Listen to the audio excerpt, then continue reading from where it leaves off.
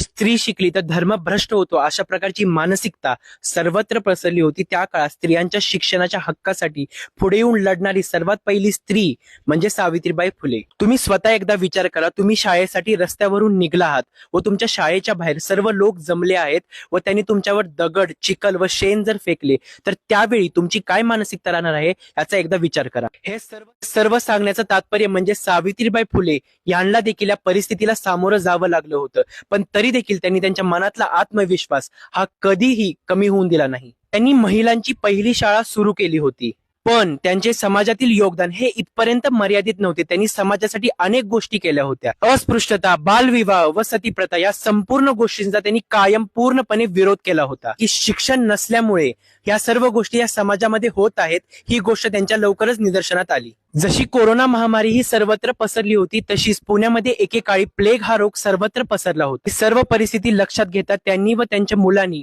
पुण्यापासून जवळच त्यांनी एक दवाखान्याची सुरुवात केली जिथे प्लेगच्या पेशंटला पूर्णपणे उपचार घेता यावे. त्या काळामध्ये त्यांनी दलित समाजासाठी देखील खूप सारी मदत केली होती. त्या काळामध्ये दलित समाजातील लोकांना वाहनांची सुविधा ही मिळत नव्हती, पण सावित्रीबाई फुले यांनी वाहनाची सुविधा त्यांच्यासाठी उपलब्ध करून दिली.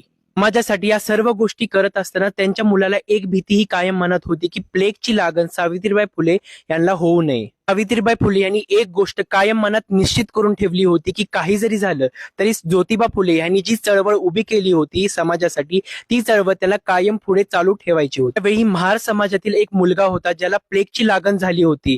त्याला खूप जास्त ताप हा आला होता.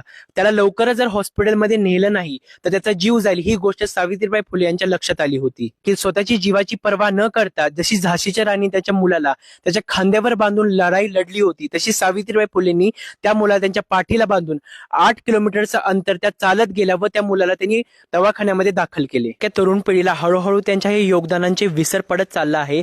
त्यामुळे त्यांच्या जयंतीनिमित्त या सर्व गोष्टी जाणून घेणे हे खूप जास्त महत्त्वाचे आहे.